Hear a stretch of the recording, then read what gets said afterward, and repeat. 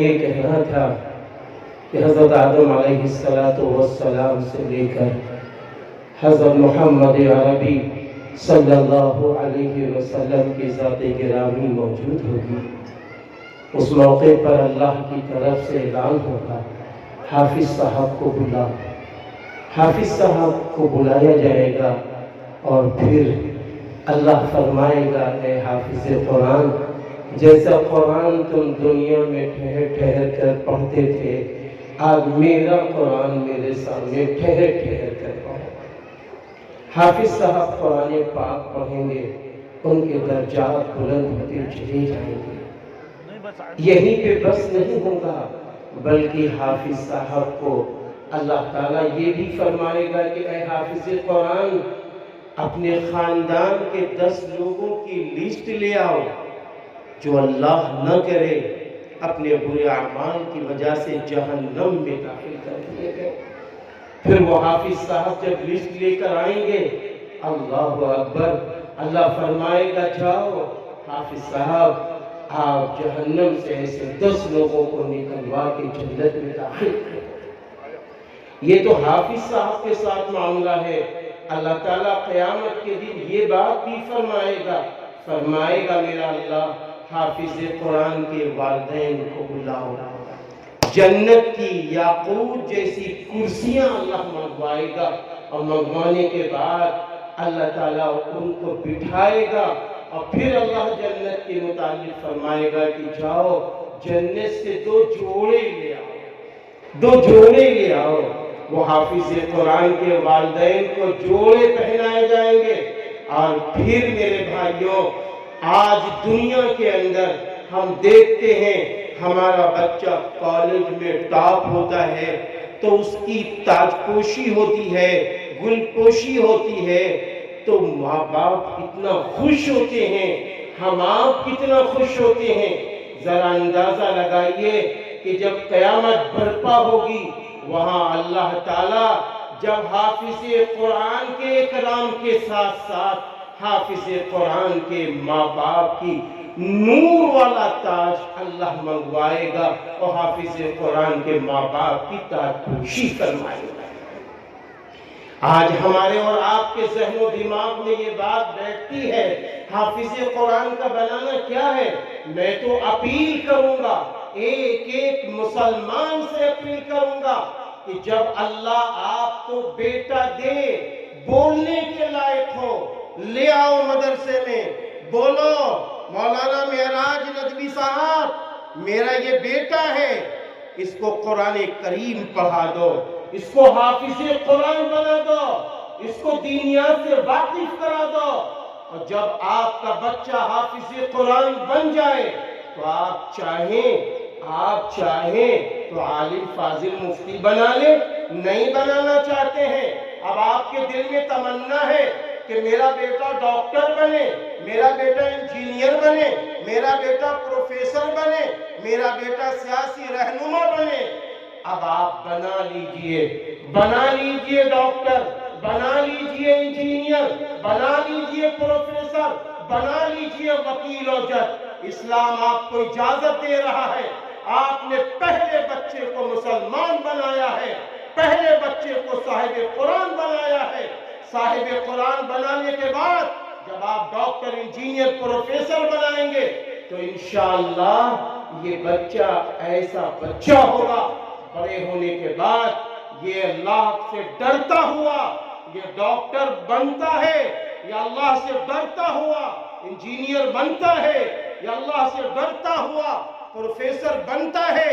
تو انشاءاللہ آپ کا بیٹا ایمان کی روشنی میں ڈاکٹر بن کے چمکے گا، ایمان کی روشنی میں انجینئر بن کے چمکے گا.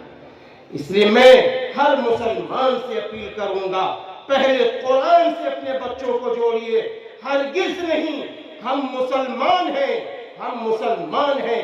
آپ دیکھیے جب نکاح کا موقع ہوتا ہے، قاضی صاحب قرآن کی آیتیں پڑھتے ہیں، یا ایھا الذین آمنوا اتقوا اللہ حق تقاتہ ولا تموتن الا وانتم مسلمون.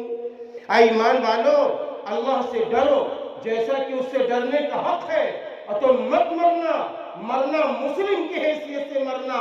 آپ بتائیے، یہ خوشی کی محفل ہے، یہاں نکاح کا موقع ہے، لیکن یہاں بتایا جا رہا ہے کہ اے دولہا صاحب، اے دلہن صاحبہ اور سامنے والوں سنو، نکاح کے بعد ایک خاندان وجود میں آ رہا ہے، نکاح کے بعد ایک پریوار وجود میں آئے گا۔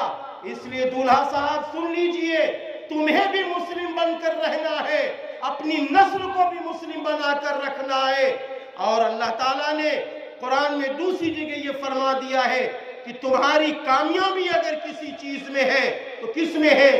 وَأَنْتُمُ الْأَعْلَوْنَ إِن كُنْتُم مُؤْمِنِينَ، اور تم ہی بلند ہوگے اگر تم مومن ہوگے۔ اس لیے میں اپیل کروں گا ایک ایک مسلمان سے، جب تک آپ کا بچہ مدرسے سے نہ جڑے، آپ کی بچی مدرسے سے نہ جڑے، جب تک آپ آگے کسی بھی چیز اور کسی تعلیم کو للچائی بھری نگاہ سے نہ دیکھیے۔ کیوں؟ اس لیے کہ جب بنیاد ان کی مضبوط ہوگی ایمانی، یہ قرآن سے جڑ کر، حدیث سے جڑ کر، اردو دینیات سے جڑ کر جب یہ آگے بچہ نکلے گا تو یہ سب کے لیے نافع بن جائے گا، سب کے لیے نافع بن جائے گا۔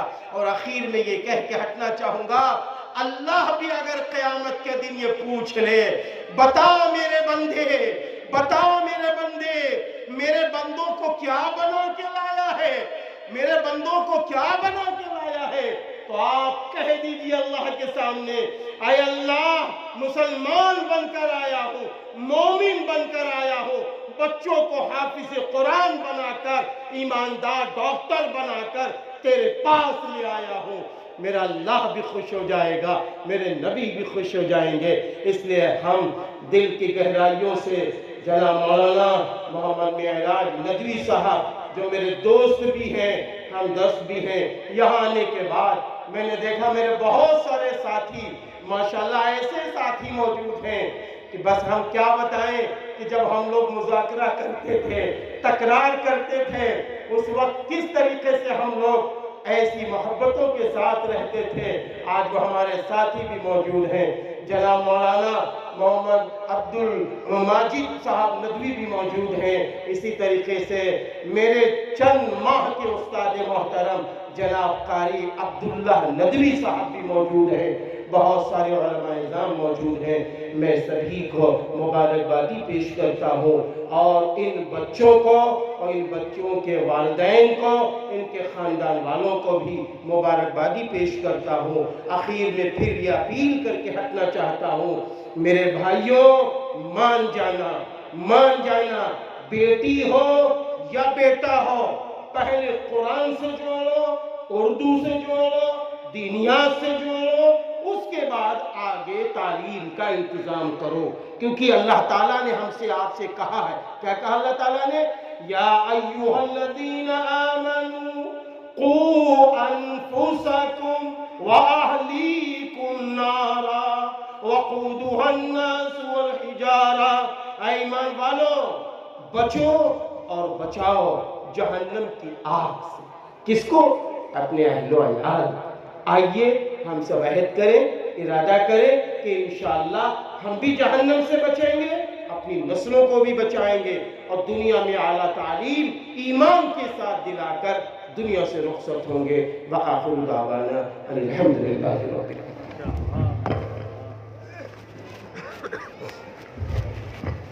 حضرت مولانا مفتی آفتاب عالم صاحب خیر آبادی بڑا انگیز خطاب فرما رہے تھے، لیکن آفتاب بھائی آپ سے درخواست ہے کہ تبرک سے کام نہیں چلے گا، آئندہ سال انشاءاللہ جلسہ آپ کی صدارت میں کیا جائے گا، اور 2 گھنٹے کی تقریر جو ہے آپ کی ہوگی انشاءاللہ مکمل۔